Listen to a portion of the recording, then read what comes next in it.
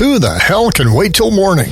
Talk now at latenightsportsradio.com. Live from the Rock Sports Network studios in Rochester, New York, it's your sports show, Rochester Sports Mumblings. Yeah. Presented by Salvatore's Old Fashioned Pizzeria. Old Fashioned Pizza. Oh, yeah. With your hosts, Matt Goldman and John Cargill. And here's your host, Matt Goldman. Oh, thank you so much. Remember, it's old-fashioned pizza. And it's delicious. It is delicious. It's fantastic.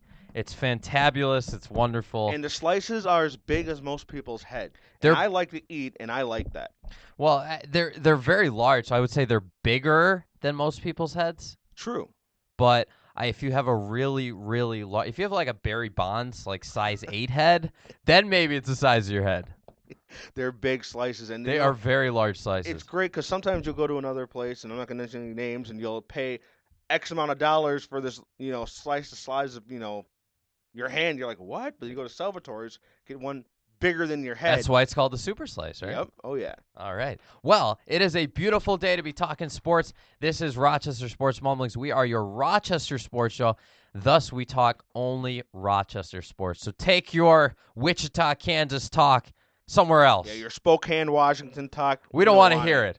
We don't want to hear your Portland, Maine talk either. Vancouver, British Columbia. Goodbye. Get out of here. Leave. Anyways, if you are into Rochester sports, you are in the right place.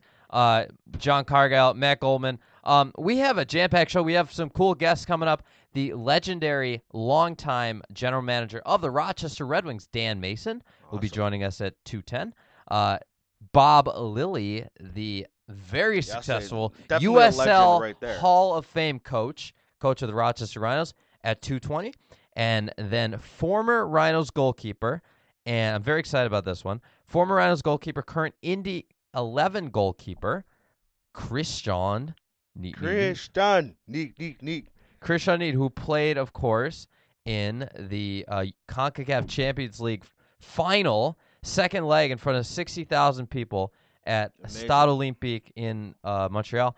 So I'm really excited to hear his story, his experience from the CONCACAF Champions League this year. First, though, we like to give away tickets on this show. We are going to give away 4 Rhinos tickets for the Rhinos versus FC Montreal this Saturday night at Salem Stadium in downtown Rochester. John, what is the trivia question? Okay, for today's Rhinos trivia, and this is an important one because then you get to go and hate on Montreal. This is a real important one. The Rhinos have begun 2015 with a 6-0-4 record in the USL. When is the last time the Rhinos were unbeaten through 10 games? All right, so once again, the Rhinos have begun 2015 with a 6-0-4 record in the USL. When is the last time the Rhinos were unbeaten through 10 games? First right answer gets to come join us in hating Montreal. 4 tickets to the Rhinos versus Montreal Saturday night at Salem Stadium, 7:05. Go to our Facebook page right now, facebook.com/sportsmumblings, or just look it up on Google, Rochester Sports Mumblings, or go to rocksportsnetwork.com. You can find us. Just get there. Yeah, just get there, answer the question, win 4 tickets. Okay, John, we should probably start off with, I would say, the headline story from the weekend is the sad news. The Nighthawks. The very, very sad news. We all knew that after Cody Jameson went down with a season-ending Achilles injury, it was going to be really, really tough for the Nighthawks to beat Toronto, and it sure was. They played valiantly in the second game up there. The second game of the series, the first game, the only real game of the night. They only lost 11-8. Stephen Keogh coming through with a sock trick, 6 goals up in Toronto. And then, man, in the tiebreaker game, a 10-minute tiebreaker game, they just got literally blown out of the doors building. Were blown off of them, and 8 goals. It feels like it was Matt Vince against the Toronto Rock. It really was. Toronto's winning every face-off and just firing, and every shot was going in. I think they scored 6 goals on their first 7 shots. It was ridiculous, and it was sad and disheartening that they go out like that. But I mean, it was a good season. It was a good three championship run, and I mean, it's really nothing to scoff at. No, It's just sad because we wanted to see a of four-peat. course, yeah. Everyone in Rochester wanted to see a 4P, but yeah, they did win 3 straight championships, which is pretty good. Yeah, it's good, and I think it'll be a long time before we see that duplicated. And not only that, I think they're in pretty good position for next year to possibly And beyond. go back I mean, and beyond. the Nighthawks have 7 first-round draft picks over the next 3 seasons. So And so they're already arguably the best team in the league, and they have 7 more first-round draft picks. I mean, the dynasty. it's a dynasty. It is a dynasty. I mean, just because they didn't win 4 straight doesn't mean they're not going to win 4 out of 5 or 5 out of 7. Or Yeah. I think the next 5 years is going to be the Nighthawks' time still in the NLL. And I think that's great because I think that'll help build back, the respect and love for this team that they deserve. And hopefully in the the city. fan base, hopefully Oh yeah, that's the what I mean attendance with it. will increase a little more. And I think it will. I think it could have been a little wake-up call. I think people get complacent if you win 3 straight championships. This used to happen with the Amerks. When they were winning a lot, people would wait. They were like, oh, I'll wait till the Calder Cup finals, right? Mm-hmm. And then the one year they don't get there, and then 10 years later they still haven't gotten more than 10 years since 2000. Yeah, I was So gonna that's say it was 15 99, years. 2000. 15 years they haven't been back, right? So people get a little complacent, And you know. it's not really looking promising. It's not. I mean, hopefully this next season will be a little bit better, but yeah. So and speaking of the NLL, some sad news as well for some of our favorite lacrosse cities losing their teams. Minnesota and Edmonton. I don't know if you heard about this, John. No, I They're did not. both losing their lacrosse teams. Oh, you gotta be kidding me! Minnesota Swarm. The Minnesota Swarm No. announced that they are Oh. leaving the Twin Cities. Where are they going? They have not announced yet. It's actually, this one's really up in the air. What the article that I read mentioned was possibly Nashville, possibly Oh, come Winnipeg, Tampa, or Milwaukee, or even a place that hasn't been mentioned. If And- they go to Nashville, I think that'd be cool. how it'd be cool because they're closer. But look at the fan base they have in the Twin Cities. They are not moving because of the attendance. They actually posted their highest attendance in 5 years How this come? season. Why are they moving? They're moving because of the lease, just like so many teams have issues with. Soccer Sam, when he comes on, he complains about the lease for the Lancers, and the lease from the building from where the Wild play, it was just not conducive for them to make money. And the owner, was sick of losing money, so he says he's going to go somewhere else. And he really is. He already applied to the NLL for relocation, so it looks like it's going to happen. The other team that's going to move is Edmonton, and they're ironically in the Champions Cup final this year. Yeah. They're going to be moving. The rumor is Saskatoon. Saskatoon. Do you know where Saskatoon is? Saskatchewan. Yeah. But I think that's kind of cool. but I mean To Saskatoon. have a pro lacrosse team. The Nighthawks are going to be going to Saskatoon next year, most likely. Well, But that's possibly. ridiculous because Edmonton. I mean, they've been one of our, Pacific Division. I call it rivals. They're one They've of the been best our- teams in lacrosse for a while now. They are, and it's just ridiculous to see these good teams leaving. Now, Really the ridiculous. thing with Edmonton is that the Edmonton Oilers are moving into a brand new downtown arena next season, okay, called the Amway Center. The Oilers and the arena did not invite the Rush to play in the new arena. So they don't have a place to play because they're probably going to knock down Rexall Place. And the owner blamed the mayor for having no support for the lacrosse team. I think that's a pretty good place to put it. And he said that in Calgary, they not only do they support, they were hanging up Calgary Roughnecks jerseys, and the mayor was wearing a Roughnecks jersey the week before their playoff game against Edmonton. And then in Edmonton, they're basically pushing the team out of the city. So it sounds like the owner really doesn't get along with the city. And I guess, right, if you're in a city where you feel you don't get the respect, I mean, I know that, we have our complaints here, but, wasn't Lovely Warren at the parade for the Nighthawks? Yes, she was. So, at least our mayor supports our Yeah, team. no, generally City Hall supports our teams pretty well. I mean, the Yeah. Razor Sharks, the mayor was at Yeah. theirs too. So, Yep. yeah. I mean, it's good. At Rochester, we tend to support. We do. But we're also a smaller city. I Yeah, mean, we are I think smaller it's than tougher for the NLL is still it's the highest level of box lacrosse in the world, but it's kind of a minor league. You So can't argue it's that, not the yeah. NHL. So I think it's tough for minor league teams to survive in big cities. You know what I mean? All right, we're going to switch gears to baseball. Joining us Baseball. on the line, the legendary longtime general manager of the Rochester Red Wings, Dan Mason. Dan, thank Welcome you to the so show, much Dan. for joining us. You got it, guys. How's it going? Awesome. It's a great day to be a Rochester sports fan, as usual. Always. Dan, you got to be thrilled this year. There's so many good things going on and off the field. On the field, the Red Wings are in first place in the North Division, 25-20. New manager Mike Quaddy's got them playing great baseball. There's some guys like Pat Dean and Taylor Rogers just pitching their butts off, and you got Kenny Vargas now hitting 490-foot home runs. And on off the field, your attendance is up this year from last year significantly. You got to be happy. Absolutely, man. It's a good time to be a Wings fan right now. We've got a lot of really talented players, putting on our jersey every night and going out and playing well. As you mentioned, Mike Quaddy has done a fantastic job of leading our team this year, and we have that really good mix of veterans as well as young guys on the rise. And I think one of the other real bonuses we have this year is so many of our players have played in Rochester before. They're very familiar with Right. our operation and just the league itself. And I think that really helps them feel comfortable playing here at Frontier Field and in other places around the league. So we have a great club right now, and the good news is there's some really exciting players that should be here sometime in the next month or two, hopefully. And depth is something that throughout the Minnesota Twins organization right now is really at a premium. So it's nice. Like I said, it's a great time to be a Wings fan as well as a Twins fan. And you're right, attendance is going well so far. Knock on wood. It's amazing what that big ball of fire in the sky will do for your attendance. But that and a first-place ball club. So Sure. Those two things are making me look good right now. Now, you're talking about guys that we're going to be seeing in Rochester over the next month or so. I'm guessing you're talking about someone like Miguel Sano?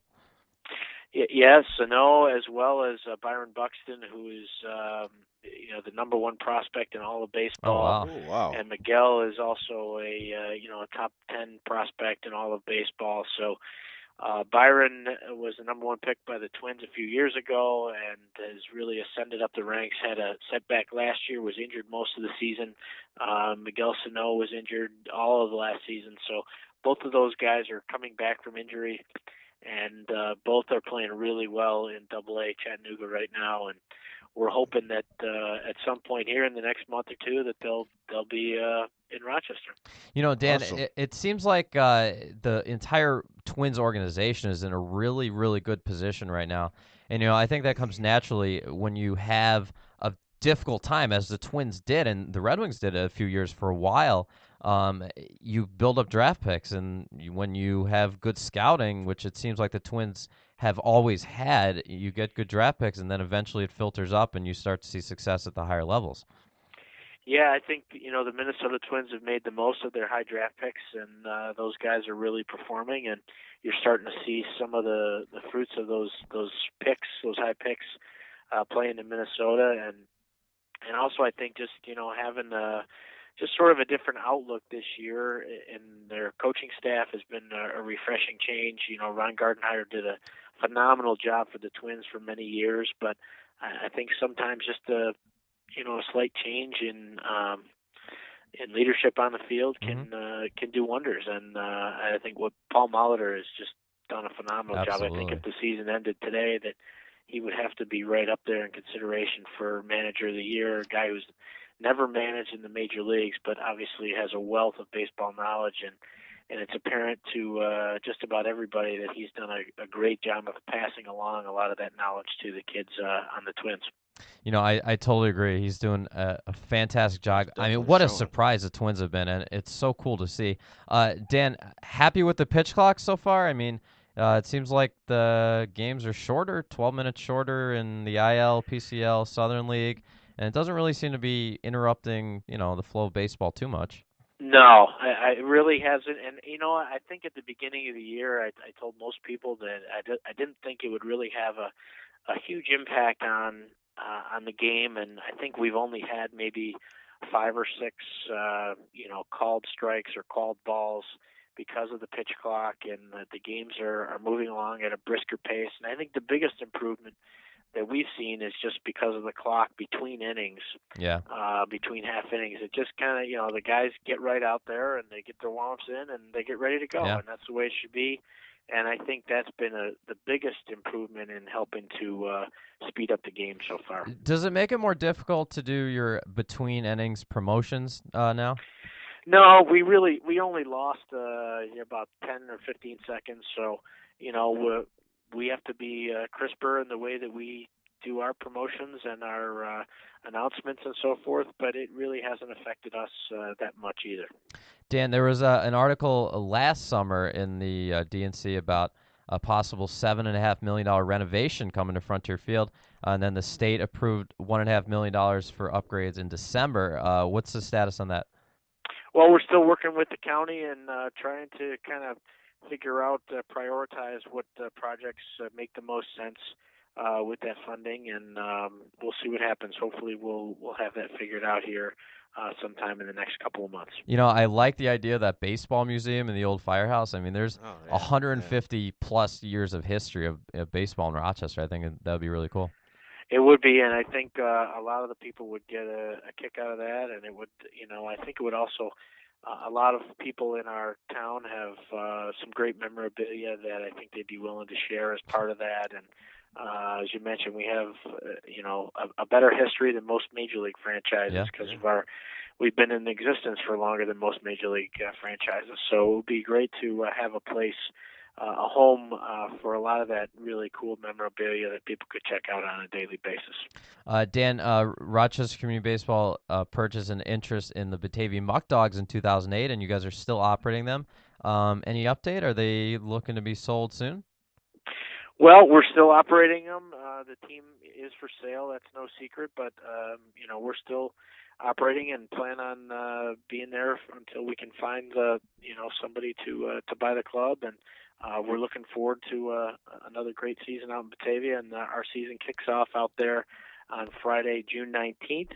And so Travis Sick, our general manager out there, has got a great promotional schedule planned. So if you're looking for something to do on a beautiful summer night and the Wings are not home, I highly recommend getting out to Batavia. It's a really great place to see a park. It only holds about 2,000 people, so it's a very intimate setting for a professional baseball game. And if you've never been out there, I highly suggest checking it out. Dan, I'll tell you what, if you have kids, a lot of fun. You bring them out to a Muck Dogs game. It is so easy to get foul balls out there. They're just constantly coming up. It's really a fantastic place to see a game. Dan, this was great. Thank you so much for joining us. One last thing, the LaShawn McCoy softball game is coming up June 13th, and we got Rex Ryan and a couple other Bills, right? Yeah, we've got basically the entire offense has committed to coming. LaShawn McCoy, obviously, an all-pro running back, will be here. It's really for a great cause to raise money and awareness for ALS, as well as he's going to be helping out the Boys and Girls Club of Rochester. So it's a fundraiser. Should be a really a cool event. Like I said, every member of the Buffalo Bills offense will be here. So you name your favorite Buffalo Bill, Percy Harvin or Sammy Watkins, Fred Jackson, Charles Clay, and their new tight end. Everybody on the offense is committed, as well as head coach Rex Ryan. So if Rex is going to be here, it's going to be a fun show. It's gonna be a good time. I'm sure he'll put on a show at the plate. It sounds awesome. June 13th at Frontier Field. Yes, June 13th. The game is at 7, and okay. There'll be a special home run derby that takes place at 6 o'clock, and the gates will open at 5. So it's going to be really a fun night and a chance to get to see your favorite Bills players in a different light and playing a different sport. So I think it'll be a lot of fun and a chance for fans to get to see the Bills guys, like I said, in a different light. Sounds like it's going to be a good time. Dan Mason, the legendary GM of the Red Wings, thank you so much. This was cool. You got it, guys. Thanks for having me today. Absolutely. All right, Dan Mason, and we're going to have Bob Lilley, head coach of the Rhinos, coming up in just a second here. Guess what I just found out? What? It has nothing to do with sports, but okay. I just found out, got a text that my garbage can was stolen from my house. That's what just happened. That's why I Well, did that. all My right. garbage can was stolen. I have a few Did you put any copper in there, John? No, the neighbors. There had to be some metal in The there. neighbors stole it. My Why? neighbors walked over and stole the garbage can. Why? I don't know, but that's what my girlfriend is saying. She's like, yeah, the neighbors came over and stole our garbage can out of our yard and took it back to their house. This is John's last show. He's moving out west. When you move to South Dakota, can you live in a nicer neighborhood just so you don't have to worry about this kind of stuff? Yes, and that's exactly what's going to happen. Seriously, maybe this is a wake-up call. Oh, man. Just you don't need to deal with this anymore, They you know? stole the garbage Like, can. it's just ridiculous. You do not where Theo and I live, we don't have to worry about this kind of stuff. No, and in most all right? neighborhoods you don't really have don't. to worry about that. But thing is, I live in a rough neighborhood, folks, and it's no secret the house next to me is a known location for the police. It's like I basically get episodes of Cops every day. Oh, great. Yeah, I get live I get live that's action awesome. Cops episodes. That's really cool. So more or less, we're just gonna let them have it. Oh. Yeah, well, what else can you do? I mean, you it doesn't matter to you now. You're leaving in a couple days. They can have it. It's not worth it. All right, well, we're going to have Bob Lilley coming up in a second to talk about the Rhinos Open Cup matchup tomorrow night, Wednesday night in Harrisburg. It's going to be a good game. Yeah, I'm excited. I'm going to be there. Oh, you're going to be there? Yeah. I'll be there. Are you going to be covering the show?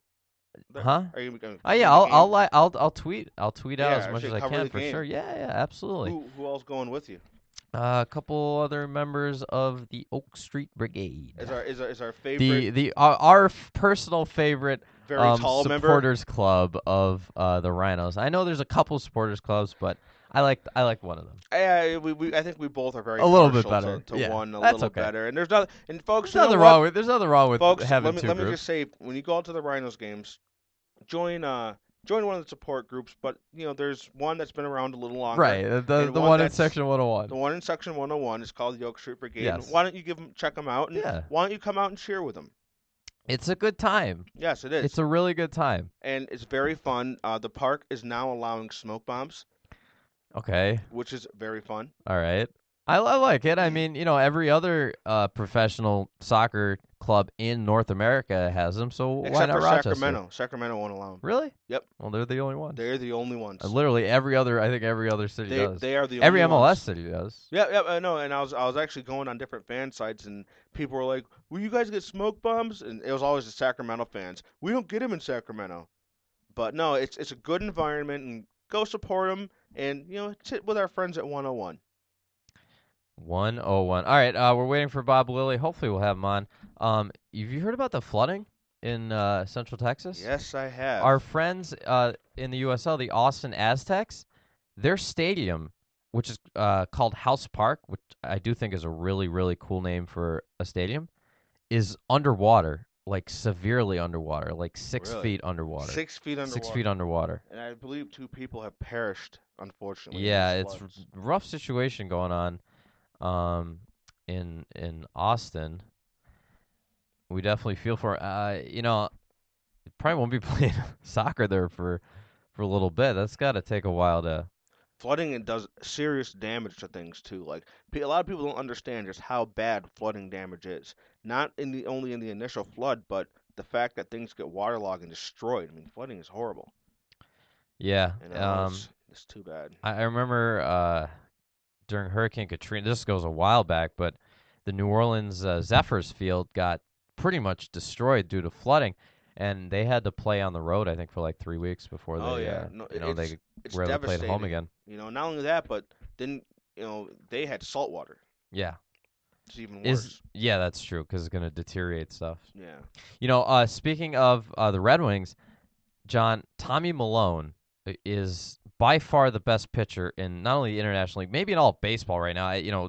Pertaining to the level he's pitching at, he beat Norfolk 3-1 on the road Sunday. A ninth inning home run by the Tides ended his International League shutout streak at 37 2/3 innings without allowing a run. He's now 4-0 with a 0.28 ERA in 4 starts for the Red Wings this year.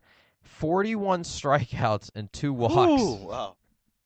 Unbelievable stuff. Yeah, and he's a Red Wing. I mean, people are wondering why he's not getting called up to the Twins, well, I believe because there's not really a spot in the starting rotation for him right now, which is good for Rochester. All right, I think we have him right now. All the right. coach of USL Hall of Famer and coach of the Rhinos, Bob Lilley. Bob. Welcome to the show, Bob. Bob, we have you? Hi, guys. Okay, there you Hey. are. How's the bus ride? That's interesting, as usual. Okay. No major hiccups yet. That's Made good. this trip many times. Harrisburg's a tough place to play, so we're heading down right now. I'm gonna be making the drive tomorrow, so hopefully you guys, the bus can kind of wear out the tread on 390, for us. But what's the thing? You guys have been playing a lot of games lately, weekend games and Open Cup games. What's the preparation like this week? Are you going to be playing the same kind of roster from Saturday, or mixing it up a little bit for tomorrow? It's tough. We've been rotating, and it's hard. These games, you're changing personnel, you're changing systems sometimes depending on the opponent, and there's very little preparation time. So it's a challenge, but just another chance to test our depth. We do have some guys banged up. I mean, this started with the long road trip to Wilmington and back, and then Binghamton, and then right away to Toronto. We've got this game tomorrow night and Montreal at home in the league on Saturday. So, but we want to do well in the Open Cup. I mean, Harrisburg's playing really well right now in the league. They've won their last 4. Oh, wow. And in the league, plus they beat Reading, which is always very tough. In the first round of the Open Cup, they beat them 3-0. So they're playing well, and they didn't play over the weekend, so they're rested. We've got to go down and hopefully,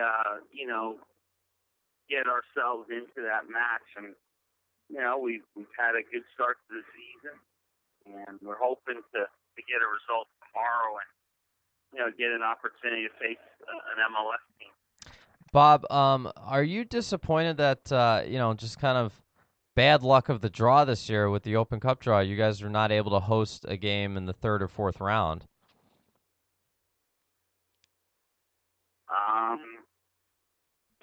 Yeah, I mean, I think some of those things are out of our control. So, there's things we have to do. I feel fortunate that we've shown that we can play well whether we're at home or on the road. It's our job to go out and try to win the game regardless, and we do. We were disappointed in the draw in Toronto and Wilmington for that matter, because both games I think we were a little bit better, and we just couldn't find the. We found the goal in Wilmington and gave up an equalizer and stoppage, and the game I felt like we were knocking on the door of the second half. We couldn't get that one clear look, and but we're certainly going to Harrisburg with the intent of getting a result and moving on in the competition. Bob, who's your starting keeper going to be tomorrow? Is it Brandon Miller? Did you ask him? I'm sorry, we're on the bus. Oh, it's okay. Brandon Miller tomorrow? Did you ask for the keeper? Yes. Yeah, Brandon Miller will be going in goal for us tomorrow. Okay. Yeah, it seems like he's been definitely playing unbelievable lately. The Rhinos, you're disappointed in the draws in Toronto, Wilmington, but I mean, still points on the road, and you haven't lost yet this year, and you've only conceded 4 goals overall. It's an incredible start. I mean, maybe you're not surprised because I know success has been, pretty natural for you as a coach in this league, but you got to be happy, right? Yeah, I mean, well, I would have certainly taken it before the season. I would have taken it any day of the week.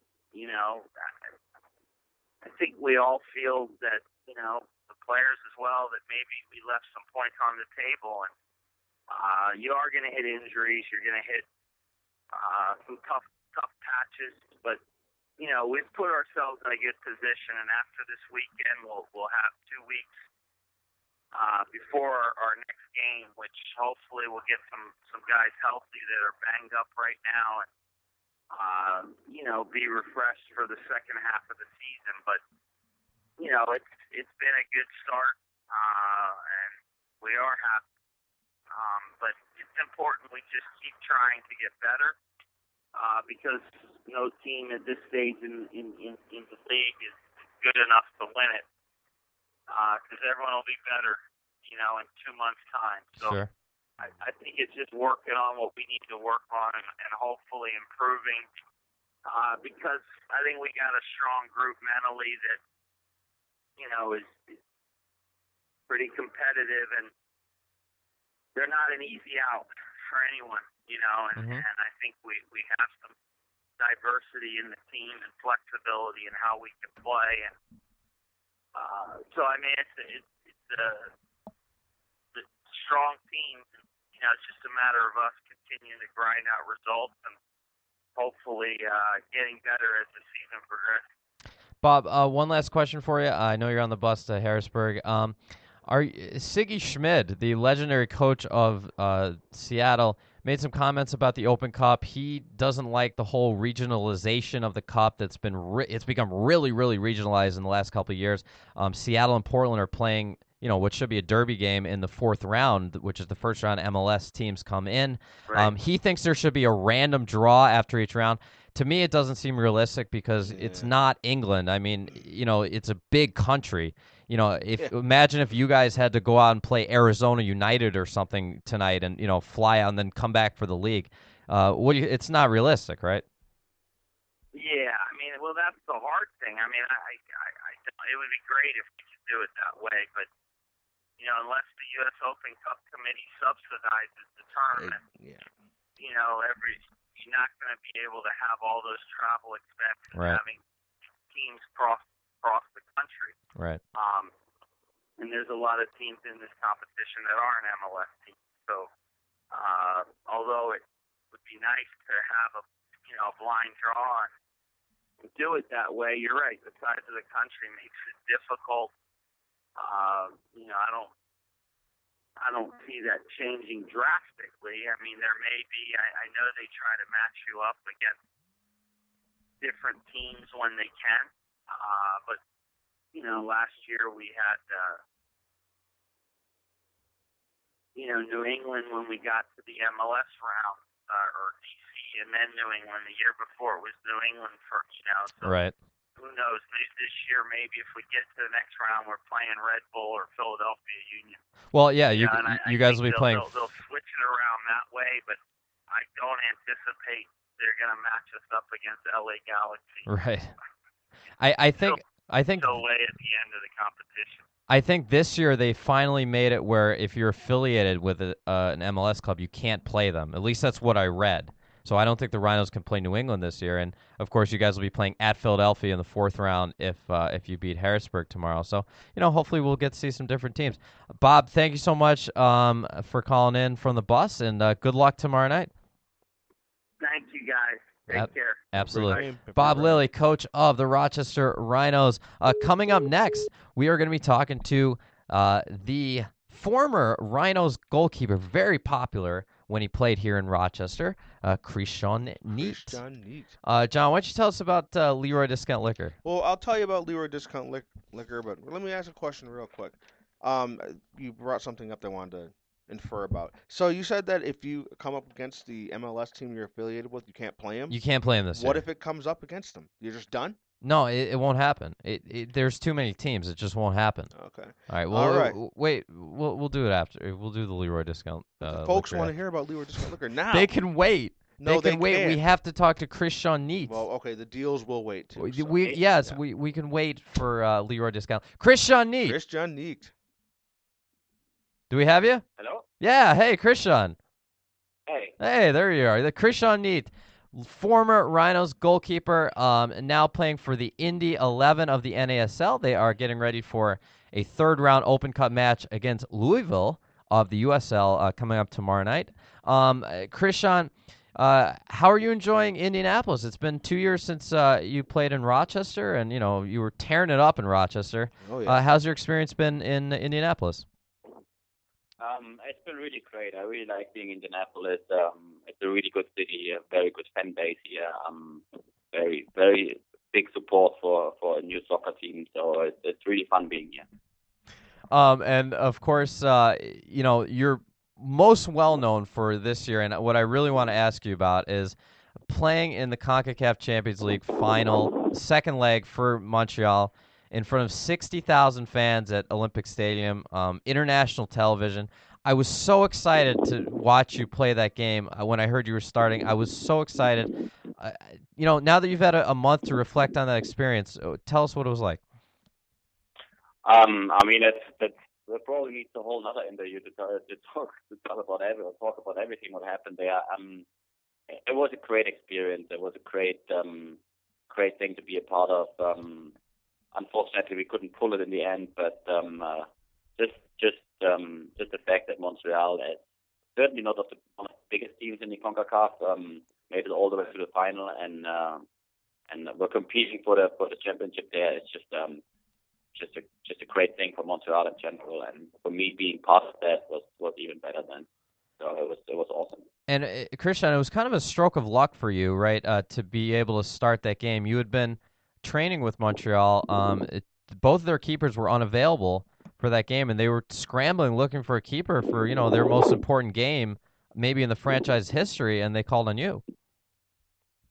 Yeah, I mean the good thing was I was loaned to Montreal before in the beginning of the season, so I knew the team. I had like almost 5 weeks stint with them in preseason when we've been in Mexico City for training camp, and then played 2 legs. I actually was a part of three CONCACAF Champions League games, only on the bench, but the quarterfinal and 1 semifinal. So the team knew me. I know the team. That was a big plus in that situation. Even though it was, I mean, I literally flew to Montreal on a Monday and the game was on Wednesday. Mm-hmm. It was a short call, but the thing is the team knew me and I knew the team, so that made things a little easier. Kristian, it seemed like in that second leg in Montreal, especially in the second half, Club America really found their legs and just looked like a dominating Mexican team, and as those Mexican teams can be. What made them so tough? Was it a discernibly higher level than MLS? Well, I don't know too much about the Mexican League, and I certainly don't know too much about the MLS by now. You could see that Club America had a lot of quality in their team. Yeah. A lot of their starters are actually national team players for different countries, and a lot of those guys were at the World Cup in Brazil right. the year before. But they had a lot of quality going on, and unfortunately they could pull that off, especially in the second half where it was hard for us to keep them away from the goal, and so it was hard to accept, but we lost against a very, very good team. Kristian, how has playing with Montreal, playing in that game and training with them, how has that prepared you, for your future? I'm sure this won't be your last time playing in MLS. How has this prepared you? Well, I don't know what it brings out in the future. It was certainly a good chance for me to show myself on a very level in America, and hopefully things will turn out in the right way in 2016, and I will end up somewhere in MLS. And of course, when you came over to North America, your first team you signed with was Rochester, and you started off. You set a North American record with 6 straight shutouts to start 2012, amazing. And then you went on to be the USL goalkeeper of the year. How did that, time in Rochester really prepare you to move up to NASL and then eventually MLS? Well, it was a great time. I really liked both the years, especially the first year, obviously, in Rochester. It was a whole new world for me. You had to get used to a couple of things which are totally different. Some were better than in Germany. Some things were just like, okay, this is not how it was in Germany. Like what? Like what kind of things? That's the cool. there's a lot of things. You don't need to go too much into details of that. But that's the fun thing when you come into other culture and other countries. It's not about good or bad. That's just things are handled differently, and that's what I really enjoy in other countries and other systems, and learning about other cultures. Because there's certainly not only one way to do things. So that's always an interesting part, and that only open up the mind for something new. So that was really cool. I like to say I'm actually in Rochester quite a bit. Still I try to go back to Rochester as often as I can. I have a good group of friends still there, and I really like the city and the outskirts of Rochester. So I really had a good time there. Very cool. Nice. How's I haven't seen an Indy 11 game yet. What's the fan base like down there? Well, we apparently sold out every game since we started. Oh my God. Last year. So our home games are always sold out with almost 11,000 people. Oh my God! Wow. That's amazing. That's very nice. That's pretty great. Cool. Very, very, very cool atmosphere. Very European atmosphere with a lot of enthusiasm and a lot of chanting. So it's a really cool place to be. Very cool. Kristian Nicht is joining us from Indianapolis, the starting goalkeeper for the Indy 11. You guys are playing your third round Open Cup match against Louisville from the USL tomorrow night at home. What's the preparation like for that? Just a preparation like a normal game. I mean, USL and the NHL are two different leagues, but there's certainly quality in USL as well. And Louisville's a good team, so we take that very seriously and just prepare as it would be a normal league game with all the seriousness and all the preparation that has to be done to pull out a win. Well, Kristian, good luck tomorrow night. We will certainly be rooting for you in Indy 11. Obviously, John and I in Rochester want to see the Rhinos go as far as they can in the Open Cup, but if they can't, make it too far, we'll root for Indy to get there to make it to the final. Kristian, thank you so much. You're welcome.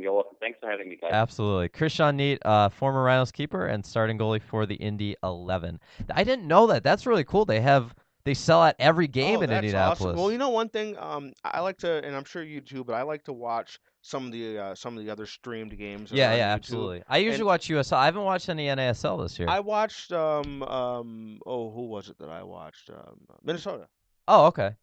And they were a long time. They used to be in the A League, and then the early days of the USL. One thing I've noticed about other games I watch is people love the sport.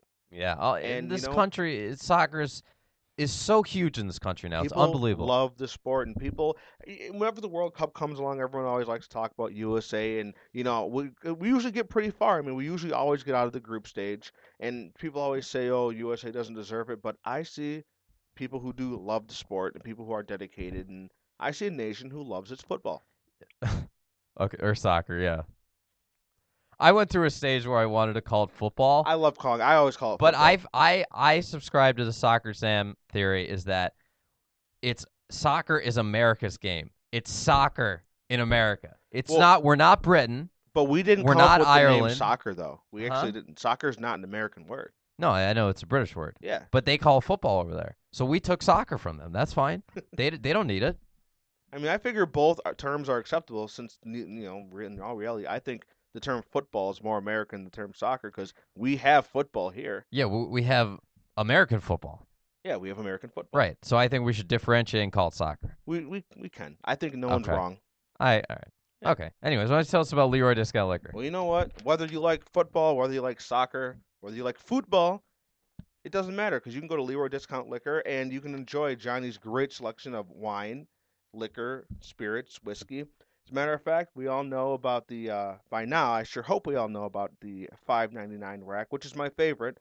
Always great selection of wine. $15 under wine. Also, he's had some new whiskey for a while. Canadian whiskey, so go check it out. Check out our friends over there at Leroy Discount Liquor. And we got to tell you about our friends over at Rochester Sports and Physical Therapy, too. 125 Red Creek Drive, right off of Calkins Road exit in Henrietta, is your home for all of your physical therapy needs. My physical therapist there, Katie, she's been doing this for over 20 years, and she is really awesome. She knows exactly what will make you feel better and what will improve your range of motion and all that good stuff. I went there to rehab for my knee surgery. I am doing amazing. I am going to be playing sports pretty soon, all thanks to Katie. Whether you have back Awesome. pain, shoulder problems, sprained ankle, anything like that, or a surgery like I did, go to Rochester Sports and Physical Therapy too. The best part is you don't even need a prescription from your doctor. Most insurances cover at least 10 visits to a physical therapist for any reason. Give them a call today to schedule your first visit, 334-8090. That's Speaking of 334-8090. Katie, Yes. I think I have Katie to thank for what I saw the other day. I thought I saw you out running. You saw me. Where did you see me running? Cobbs Hill? Yeah. I was sitting there watching the Blue Angels grace our beautiful city, and I saw you have a very unique profile. And I saw Thanks. you walking down, and I'm like, Why didn't you say hi? You were, by the time I noticed you, I was sitting by the reservoir, and you were walking down the hill, and I'm like, that looks like Matt. And Yeah. the Blue Angels were flying around. It was No, loud. the last 2 times I've gone running, I run around the reservoir. I Yeah. run from my house up to the reservoir. I didn't and then see I you. go on I this didn't trail. see you up there. I noticed you, and I'm like, that profile looks like Matt. Yeah, it was. And I'm like, oh wow. And then by that time, you were too far away. Yeah. No, I enjoy it. It's a nice place to run, especially on a hot day because the wind, it's so high up. Mhm. The wind catches the water, and the water cools down. It feels very Oh, nice yeah, when you're nice. running around the reservoir So there. just like, Yeah, a it's refreshing like, breeze. especially if it's like 90 degrees like it was Saturday, it feels nice. Ooh. So I don't mind when it's hot. I kind of enjoy running when it's hot. It's a bit more of a challenge. Yeah, it is, and I'll tell you one thing. It's nice when you have something like running at the beach is always a nice thing to do on a hot day. You get that sea breeze effect, like you're saying. The Flash had a good game Saturday. They beat Washington Spirit 3-2. Robin Horner, of course, the Flash lost both their goalkeepers the previous game in Kansas City. Sabrina D'Angelo separated her shoulder. Oh, Chantel Jones came in to replace her. Was slide tackled in the box in this 81st minute, no call, and then she man. pushed the girl to the ground. Mhm. Got a yellow card, then got suspended by the NWSL for a game. For getting a yellow card? Well, no, for pushing the girl to the ground. But she only got a yellow. Yeah, I know. But, yeah, anyways. Oh. Aaron Lyons wasn't happy about it. But so they had to find a new goalkeeper. They found Robin Horner, who used to be known as Robin Jones. She got married. She hadn't played professionally since 2011.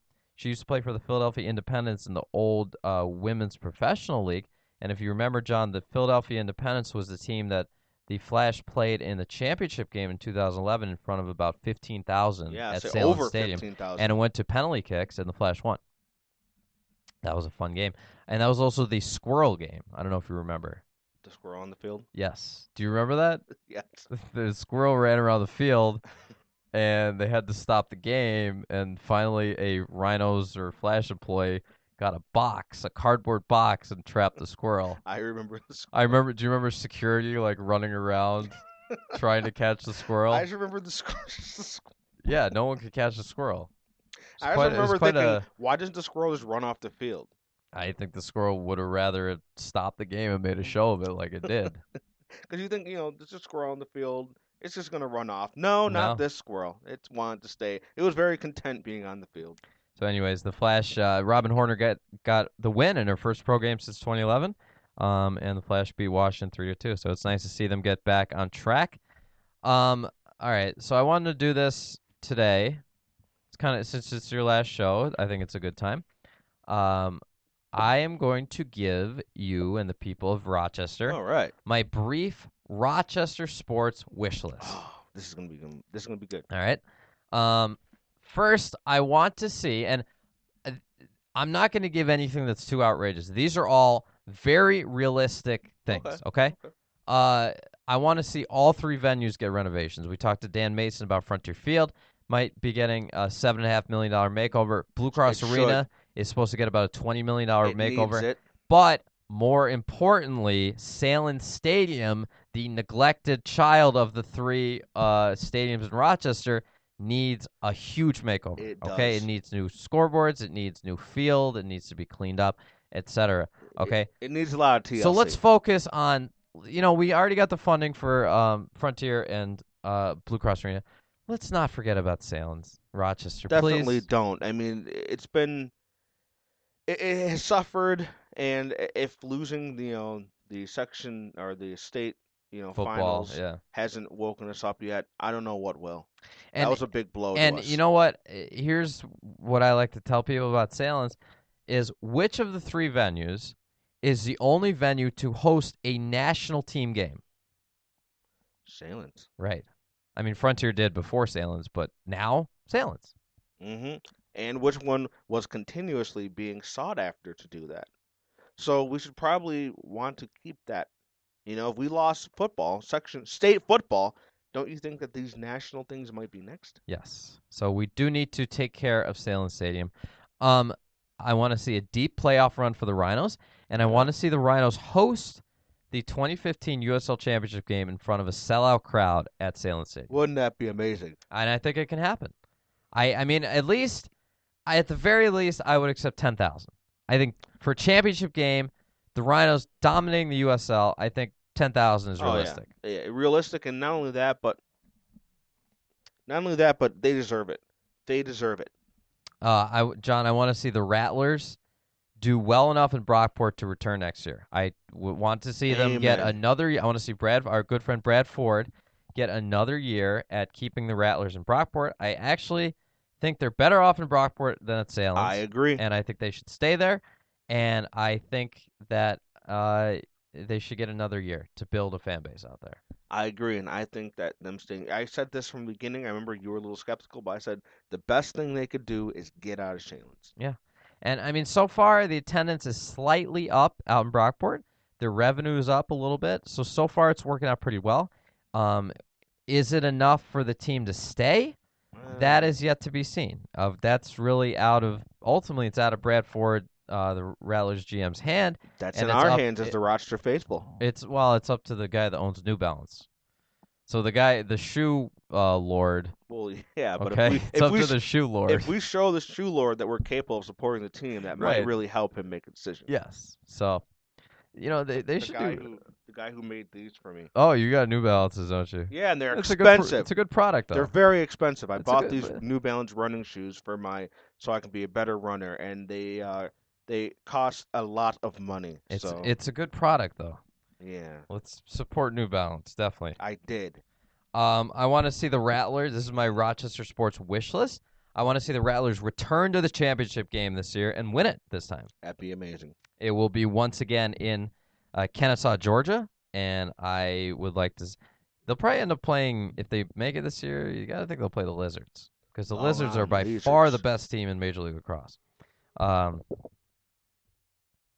Lizardos. Yes. I want to see a Governor's Cup for the Red Wings. They have not made the Governor's Cup final since 2006. They are looking like a championship quality team this year, and I think it's very realistic that we could see them in the Governor's Cup finals and win it this year, and also in the AAA championship. I want to see the Razor Sharks go D-League this year. That'd be great. Basketball has its place in Rochester. Pro basketball has its place, but the Razor Sharks, they're too good. They're too good for the PBL, and it's not fun. It is fun, kind of, to see a team win by 70, but every night. Well, let me say this is what happened the other day. Me and a good buddy of ours were waiting to go to a Rhinos game, a mutual friend, and we stopped at Wendy's, and they saw us wearing our Rhinos gear, and we talked about the different teams, mentioned the Razor Sharks, and a father and his son both said, the Razor Sharks they're good, but who wants to go to a sport where you already know they're going to win the championship? And I said, well, it's great they won it. And he goes, they win it every year. They really, well, not every, but almost every year. This is what he said. It's goes, true, though. He goes, they win it every year. There's really no point in going. They're almost too good. So they need to move up. It's time to move up to a better league. And the NBA D-League, I know it's going to be tough because it's a $6 million expansion fee, but come on, Dr. Sev, be my boy. Just cough up the $6 million. Because eventually people are going to get sick of it. I know Dr. Sev has $6 million. There's no doubt in my mind he's got $6 million. Every doctor has $6 million. Not every doctor, John. But yeah, a lot of doctors, do have some money. So come on, Dr. Sev, just buy the team. $6 million. What's $6 million? And it'll be worth it because people, when they see that name NBA, it's going to really mean something. Holy NBA, holy moly. All right, I want to see this is my Rochester Sports wish list. I want to see the Lancers and the Sharks stay at the Blue Cross Arena with better leases. Okay, Soccer Sam and Dr. Sev both are constantly complaining that they can't make money at the Blue Cross Arena and that they're going to move to a new venue or build a new venue. I think that the Blue Cross Arena is the best place for both teams. The Lancers have been drawing great over the last couple seasons. They have. The Razor Sharks have been struggling a little bit in attendance, but it's a great venue for basketball. I want to see them stay there. So, let's get them, Jeff Calkins and SMG, let's get them a more reasonable lease so they can make money there, so they can be successful. Yeah. I'm pretty sure the Sabres make money there. Well, of course, with the Sabres make Amerks. money there. So let's see the other teams make money there, I want to see more home games for the Lancers. I don't think 10 is enough. I want to see them play 12, at least. I want to see a deep playoff run for the Lancers. I don't know if, a championship is, I don't know if they're quite there yet. There's some really, really good teams in the MASL. Oh, yeah. But I want to see them make a deep run.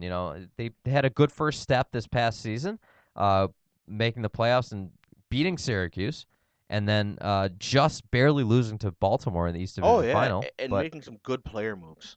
Yeah. Doug Miller's back, and a lot of the players will be back. Boom Boom Martinez will be back as the assistant coach. So, yeah, I want to see them make a deep playoff run. A good Amerks team. Okay, it's been a while. Oh, man. I don't need to see a Calder Cup next year. It'd be nice, obviously. But just a good team, an exciting team, a team that scores some goals, has a good goalie. A good team. I want to see a team, like you said, I want to see a team that can score, that just has scorers. And I think that's one thing that that they've been missing is just goal scorers, people who are hungry for, they're all hungry, but people who are creative and think of creative ways to score goals. Sounds like they need some Europeans. They're always very creative. A guy like Timo Pulkkinen playing for Grand Rapids who scored like 40 goals this year. Like, something like that. Some good AHL free agents always make the fans happy and always make the team better, So I'd like to see the Sabres spend a little money on the Amerks in the offseason. I want to see the Amerks host the 2017 AHL All-Star Game. It's been a while. We haven't hosted an All-Star Game since 1999. No, 1998. I was going to say, yeah. No, 2000. Yeah, because 2000, the Amerks and the Red Wings both hosted All-Star Games. 2000. Okay. The All-Star Game was in Utica last year. This year, it's going to be in Syracuse. So then, in 2017, just keep moving it to the left. Should. Just keep moving it down. Keep moving it down the thruway. I'd like to see the Amerks host the 2017 AHL All-Star Game. Wait. How mad would it make you if they said the Rochester Americans are hosting the 2016 AHL All-Star Game in Buffalo? It could happen, actually. I think it could happen. I could really see that happen. Well, at least, it would be close by. I want to see the Nighthawks win their 4th championship in 5 years in 2016. Definitely very realistic. This is my Rochester Sports wish list here on Rochester Sports Mumblings. If you're listening live, thank you for joining us. We'll have to reset the stream in just a second here. Okay. Anyways, I want to see arena football return to Rochester. Professional arena football. And not Arena Football 2, like the real thing, AFL. No, that's not going to happen. I just want to – I don't care what league it is. It didn't happen here, but Albany had an AFL team. Come on. Yeah, for only like a couple of years. But they still had one. They also had an AF2 team. The Brigade played them in their only playoff appearance. They played at the Albany Gladiators on the road. Oh, I just remember the other team, the actual, like... Yeah, I forgot what they were called, but yeah. Yeah. Okay, so I don't get. Listen, I don't know what venue they're because the Blue Cross Arena is already pretty packed. I mean, they get you got Lancers, Nighthawks, Amerks, and Razor Sharks. So that's a lot of teams. Maybe Armory, Main Street Armory, and that's where they played before when they were in the Great Lakes Indoor Football League. Yes, and that's probably the kind of league that we'd see back here. Oh yeah, and hopefully they'll not be called the Raiders. Get a new you don't want a junk car. Again. Well, what was it? If I was sold a lemon, or right? Yeah, sold a lemon. So yeah, let's get an arena football team back because there are a lot of football fans in Rochester, and there's a lot of people that enjoy arena football. I want to see the Rhinos host at least one international friendly every year. Oh yeah, it's been a long time. At least one. I mean, Sheffield Wednesday came here once. That was pretty cool, right? I want to see the Rhinos host international friendlies again.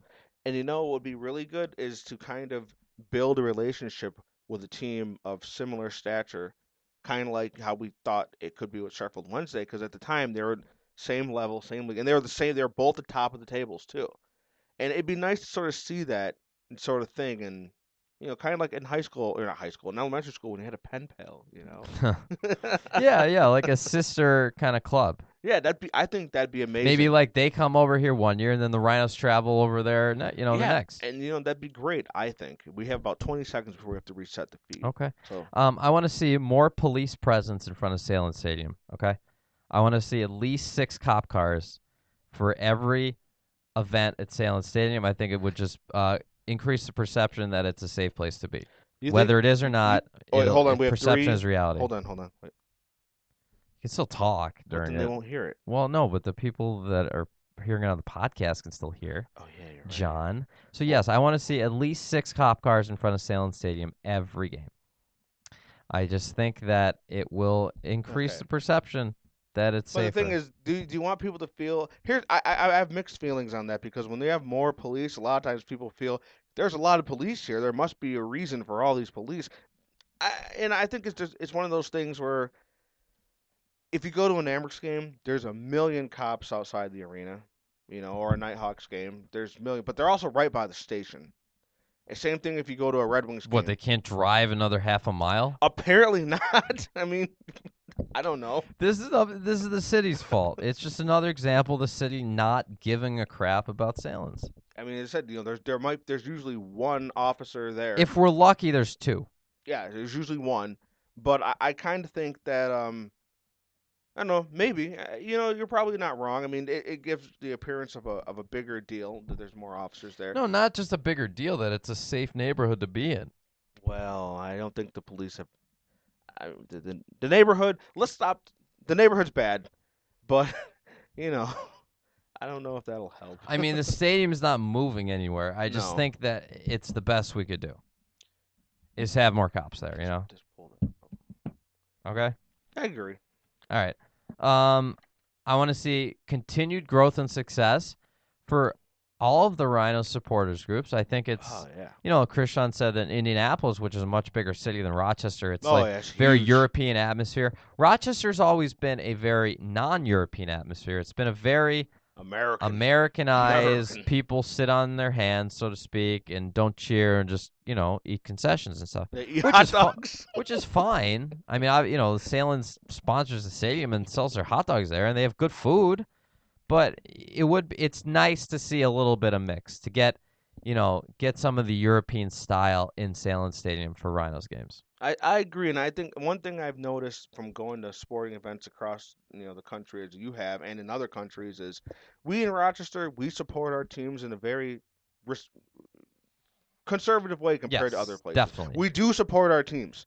We definitely do. We love our teams, but we're more conservative as fans. Yes. We really are. And in every single sport. Yes. It's always been like that. Mm-hmm. It's a cultural thing. Yeah.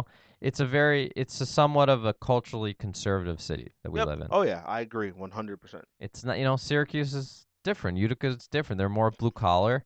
Yep. There's a lot of, if you just look at the demographics, there's a lot of old money or new money. There's just a lot of money in Rochester, and it's a cultural thing, Yes, one of the interesting things is our favorite city, Buffalo. Look at the difference in the. See, they have a more blue collar culture there. They do, and their fans are more what I like to call rabid support fans. And more rowdy. Yeah, they really very are. Rowdy. Whereas here, we show up, but we like to.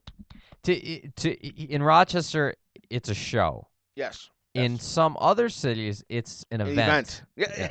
I like we both thought that. Right. It's an event. It's an interactive event. And a lot of times people just want to watch, which is fine, But I think it's cool to have a mix of both. And I think that's why PGA and LPGA do so well here. Well, that's a good transition. My next thing right here, number 19 on my wish list of my Rochester Sports wish list, I want to see the PGA Championship return to Rochester someday. Yes. I think that's something Rochester loves PGA and LPGA. Rochester loves golf. We love our golf, and it's a great thing to have in the city. I was very saddened when they announced they wouldn't really be coming back. LPGA is gone, yeah. Yeah, I was very saddened by that because people look forward to that so much. Yeah, I mean, I don't think it was really for lack of fan support. I think No. Wegmans just pulled the plug. I think they weren't making money off of it. Yeah. Because that's the only reason that they were here. Because, Rochester's a very small city compared to a lot of the other places that they had the LPGA championships. It was a major. And I guess that they wanted to move it to a bigger place, and maybe They thought they'd maybe get more money. Wegmans would have had to shell out more money, and they didn't want to. Who knows? But yeah, it is a shame. But as far as men's golf, I would like to see the PGA Championship return here because it's been here twice in the past 2 decades, and both times it's been a huge success. 2003 and 2013. And having the Ryder Cup way back when was Yep, cool too. of course. Yep. I want to see the Sabres hold training camp at Bill Gray's Iceplex and play a preseason game at the Blue Cross Arena every year. I don't know why they don't already. Yeah, I was gonna say that. I don't know why they don't do. You would think it makes a lot of sense. Have a week of training camp at Bill Gray's Iceplex, the wonderful 4-rink complex off of 390. Amazing. And then play a preseason game at the Blue Cross Arena. I mean, if you're looking to, build new fans from Rochester that are going to travel down the thruway to Buffalo to watch hockey, it's a no-brainer. I think a big part of the problem, I've said this many times, the Sabres, I really do believe they think their product sells itself, and more or less they're right. I don't think they believe they have to put forth that effort. And I think they're going to be more or less more right now that they've Jack Eichel, and they're probably going to have a really good team coming up. But, the Bill, listen, you could argue that about the Bills, that the product sells itself. But the Bills still have training camp in Rochester. And the Bills Rochester relationship is an all-time high. Yeah, it's solid. Yeah. Absolutely solid. Whereas, and I think the difference is, I think the Sabres don't particularly care.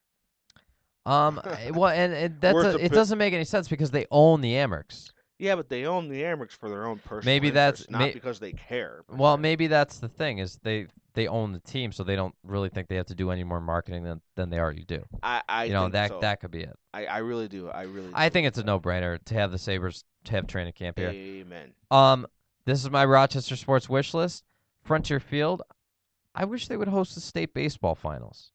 I don't know where are the state base. Are they in Long Island or something? I don't know. But I don't know where they are, but I don't see why they shouldn't. It's probably the night. I think they're in Buffalo. Are they in Buffalo? I think. Oh, I don't know where they are, but yeah, I'd like to see Rochester host them. Because I remember when our team at Wheatland went to it, they had the sectionals were at Dwyer Stadium in Batavia, and I remember I think the finals were in Buffalo At Coca-Cola. I think it was Duntire Park then. Yeah, it's the same. They just changed names. Mm-hmm.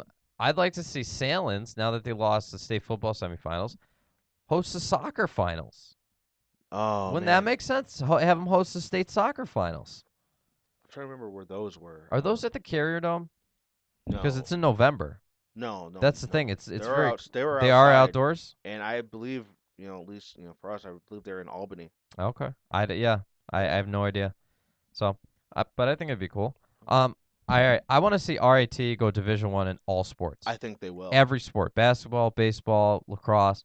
I mean, they already have an unbelievable lacrosse team. They have a huge school. They'd be bigger than most of the schools in their division. It's over 40,000. Yeah, they're enrollment. Huge. That's school. There's D1 teams that only have like St. Bonaventure's 3,000 kids. There's a lot. I look at it. I get surprised when one thing was I used to think that these were all huge schools, and like you said, I started looking and 8, 9, 10, 3, 4,000. It's like RIT has like 30,000 kids. I think it's 40,000. And I'm like, why? Even U of R has like 13,000. I'm like, why do we not have these as Division I programs? Right. And I think that RIT is finally like realizing, enough is enough. And I think that hockey was a gateway program. Absolutely. And I believe that we're going to see them go D1 within the next few years. I hope so. And that's on my wish list too. I want to see the RIT men's hockey go back to the Frozen Four. They got very close this past winter. And I hope they build on that and go back next year. I want to see, I think I mentioned I want to see U.S. women's national team play here this year after the World Cup. And I want to see the Flash spend some money and put Sydney Leroux's face on billboards and on in newspapers and in magazines all over Rochester. Get people to support the Flash again. The Flash attendance I think a lot of people want to see Cindy LaRue bad in this year, magazines. and it makes me sad. I love the Flash. The attendance has been rough this year. They got to do something to get that franchise back. We don't want to lose them. You know what I mean? And I really thought that. I mean, I think part of it is before we had Abby Mania to support it, and I thought Cindy LaRue, I thought for several reasons would help make the team more popular. I thought so too, but it didn't do it. No, it really didn't. Yet, at least. I mean, she's away at U.S. Women's National Team now, but I hope when she gets back, it does. I hope so too. That's my Rochester Sports wish list. John, anything you want to add? Well, I want to say that what's funny is you. Yeah. Oh, I forgot to mention, the Lancers had their issue with the turf last year. Either the city buys a new turf and just sell the. Listen, obviously I think they bought a turf that was too big for the rink because they're trying to stuff it in, and it gets crumpled up. Mm-hmm. Sell it, just buy a new one, and then take care of it. Well, let me ask you this: and this is a totally different turf, but in the Nighthawks game, didn't it look like Cody got hurt on the turf? I didn't see the injury. He was just running, and then all of a sudden, Yeah, I don't know. I mean, he didn't get hit. It possible. Looked like his foot got caught on the turf. It's possible. But, I mean... it's a different turf, I know. Yeah, I know. And I don't know if you remember when we had... earlier in the year, we had a Nighthawk, and we asked them if the turf at the Blue Cross Arena was an issue, and they said no. Mm-hmm. They said that the turf's not really great in any city in the NLL. Yeah. And they're kind of used to it, Well, here's what I think about that whole thing. It is what it is, and I think that these are professional level athletes. A lot of people forget, and they have what I call the Rochester syndrome. Oh, if it's here, it's nothing. But these are world class athletes, and I think they just get used to whatever they have to get used to. Yeah. But no, I agree with this list. Most of these things, if not all, are on my list. And I'll tell you one thing that really hits me right here is the RIT going to Division I. For many years, and I told you this, and you said I wasn't correct, but I am. Rochester is the largest city in America without a full-fledged Division I program. I never said you were wrong about that. Oh, well, it's true. And the thing is, why do we not have that when every other city and many towns have this? I would think it'd be great to be in, Arizona and walk by a kid wearing a RIT Tigers jersey because that's his favorite team. Like you see everywhere else. People who love Syracuse, people who love University of Texas, wherever they are all over the world. And I think that that'd be a great thing for us to have. It'd be a great thing to have our name out there. And I think that's part of the reason why a lot of people, get so confused about our status as who we are is you don't hear about our name that often. You really don't. And that's why anytime, RIT makes it to the Frozen Four or even to the NCAA tournament in hockey like they did this year, it's cool because it really, puts us on the map. Yeah, it does. And the thing is, it'd be nice to be on the map and not have to be put on there because we deserve it. Rochester's a great city. It has a lot of things. It has a lot of good history, a lot of good things to offer. I mean, because we're really not on it. I mean, yeah, you could say Kodak, but everyone's forgotten about that. And no one really even knew to begin with. John, if RIT goes D1, Denver just won the NCAA lacrosse championship yesterday. Mm-hmm. The first Western team to ever win it. I saw it. Congratulations. I mean, I don't see why RIT couldn't in 5-7 years win the national championship in lacrosse. Why would it even take them that long? Look at their first season as a Division I hockey team. Look at how good they were. Yeah. And how they I mean, yeah, they couldn't have gone anywhere, but their team certainly could have if it was within the rules. Right. That first year. Yeah, absolutely. You're 100% right. I think the difference is RIT as a school and as their programs know what they're doing. Even though they're D3 in most sports, they've been doing it for years. Yeah, I think it would be great. We got to wrap this up soon. Got to tell you about some of our sponsors. Of course, we cannot forget about the official bar and strip club of Rochester Sports Mumblings. That is the Mirage, 414 Westridge Road on the corner of Ridge and Dewey, where you can see up to 20 of the hottest girls in Rochester every night of the week. They're open early on Fridays, 4 o'clock, happy hour, 4 to 8 p.m., free admission. They are known for having the coldest beer in town. So if you want to come after work on a Friday or any night of the week, come relax, have some. The coldest beer. The girls are so hot, the beer has to be You're cold. right. You got to have that dichotomy, right? Yeah. So yeah, go to the Mirage, the official bar and strip club of Rochester Sports and Mumblings. You know what? I lost a lot of weight, as you can see. I'm sure. Oh yeah, definitely. I lost 23 pounds overall, all thanks to Dr. Matt Boehm and his crew at Restoration Wellness. Dr. Matt has a custom fat loss system for you, and he guarantees you will lose 20 to 40 pounds of fat in 40 days. It works.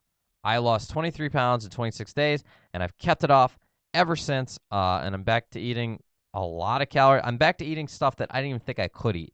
Okay, like things like chicken and beef and normal stuff. This is not some crazy. 4 lobsters? Yes, I could if I went. This is not some crazy diet where you're going to have to eat. If you go to Weight Watchers, I don't want to talk too much crap about Weight Watchers, but they give you these not tasty microwave meals. Which isn't healthy. It's not healthy. You're microwaving plastic on top of your food, right? And you have to eat their meals. Not here. At Dr. Matt Bohem's custom fat loss system, you eat food that you are eating anyways. Just you pick out the healthier food, okay? You go to Wegmans, you buy organic, you buy grass-fed meat, etc. All right? You pick the healthier food, but it's all food that you're going to want to eat anyways because it's all really tasty and good for you. And you're still losing weight. And you lose weight. You lose weight. I have more energy than I had before I started the program. It feels great to be thin. You're running. I saw you running. I never saw you run before. I've been running my whole life, but it's true, and I've been running my whole life, but now I'm running, and I'm thin. I used to rumble around. I was never that fat, but I used to rumble when I ran a little bit. Now, no, my stomach is flat. I have hard abs, and it's all from this weight loss program. Okay, and I'm nice. Very thankful for it. Give Dr. Matt a call today at 844-THIN-ME. 844-THIN-ME, or go to loseWeightRochester.com. And listen, if you're going to call up and do a consultation, say you heard it on Sports Mumblings, okay? Mm-hmm. Say you heard it on Rochester Sports Mumblings. RochesterDealsNY.com. Visit them at RochesterDealsNY.com or on Facebook.com/RochesterDealsNY. Twitter at Rochester_deals, your new headquarters for events and deals in the Rochester area. And check out their app on Android and iPhone. And check out all the other shows on RockSportsNetwork.com, our home network, including the Big Schmaz. Local lacrosse playoff broadcasts are going on, and a new Rock Baseball Weekly podcast is coming up very soon. And thanks to our home, Late Night Sports Radio.com, Tuesday nights at 10 p.m. John, this is your last show. It was a good run, 39 shows down. Yeah, as a matter of fact, I'll say this has been a labor of love. I mean, I've been very busy working, a lot, and this has been something I've looked forward to, putting out my love of local sports, which I do. I, as well as Matt, love the local sports. I love my home city. I love all the teams, and just wanted to put it out there that some of us really care about this, and those of you who do, we want to put it out there and thank everyone for their support, and thank the community and thank the teams. And I think that this is something that I never ever thought I would get to do. Yeah, so, I mean, we got to talk to some of our heroes on this show. Exactly. Guys like Jody Gage and Cody Jamieson and even Kristian Nicht today, and some people that we that grew up looking up Chris to, people, Taylor, and people that that are new that we know that younger generations can, and it's really cool getting to talk to them and meet them. Yeah. And after games, sometimes getting to experience things that many other people wouldn't. Some getting passes, and it was just a great experience. Yeah. So yeah, thank you very much to the loyal fans in the Rochester community, and who knows, what can happen in the future. And thank you for doing this with me. The idea to start this show kind of came out of nowhere. I saw a Craigslist post asking if anyone wanted to do a sports podcast, and I said, hey, I like to talk, and I like sports, and I like Rochester sports, and we kind of, John and I had always liked to talk on the phone about Rochester sports, and we're like, maybe we should take our phone conversations and make it into a show. Yeah, and it's one of those things where, this was something that we kind of did one time on a trip to New York City. Yeah, that's when it really started. Just basically we're talking about sports, and we just decided to record it on my iPhone. Yeah. On the way to New York City, and we called it Sports Mumblings, and that was 2012 or 2011 maybe. 2011. That was 4 years ago. And then when you moved back to Rochester, and I saw this post, and I dropped the idea on you, and you were like, "Yeah, well, I don't see why not." And you know what? It's been enjoyable. I said one thing that really was something I wish I could have spent more time devoting to it, but I said I have a very busy life. I have a family of 4 people and a job that requires my whole soul. So, it makes it a little difficult, but it's been something that I've looked forward to. I always, say, I can't wait to do the show because even if I'm, upset about something, I'd come in and it's just like for that hour and change, it's sports, Yep. which I love. I love local sports. This is why always growing up, we always got delivery of the DNC in my house in Irondequoit, and I would never read anything but the sports because the news is generally depressing and or scary. Sports is always happy. Yeah, and listen, even if your team lost, it's not as sad as whatever's going on in the news. Not even close. Sure. That's all right? for sure. Sports is sports, and it's fun, and it's upbeat, and it's just what I like. Need it, and I think that's part of the reason why I think it's so important that we get big name sports here. And a lot of people wonder why I care so much, but I think I love Rochester. I really do. I have some Rochester inspired tattoos and stuff. I love the city, but I think that what showcases your city to the world is your sports. The reason why everyone knows about Syracuse is SU. Yeah. The reason why everyone knows about Buffalo is the Bills and the Sabres. Yeah. And I think that we deserve that too. And I really want to see that pushed. And that's why I really want to see the Rhinos go MLS, and that's why I want to see this D1 thing with RIT. It's very important, I think, and I really do have a legitimate love of Rochester sports. Well, as do I, John. Thank you so much. Yeah, thank you. I'll be back with the show next Monday at 2 o'clock. Also, of course, you can just listen to the podcast anytime you want on rocksportsnetwork.com or latenightsportsradio.com. Now, John? definitely, next Monday I will be on the road, but I might possibly get to have time for a call-in, but I will be on the road. 100%. And I figured maybe we could do some. As long as you're not driving. Well, I mean that's what I'm saying. If I'm not driving, but it'd be nice to do some over-the-phone co-hosting of the show. In the future when I get settled in an area with less crime. All right, for John Cargyle, for our producers Gary and DJ, and for this awesome Rock Sports Network studios. Thank you, Rochester. We'll talk to you next week. All right. Thank you.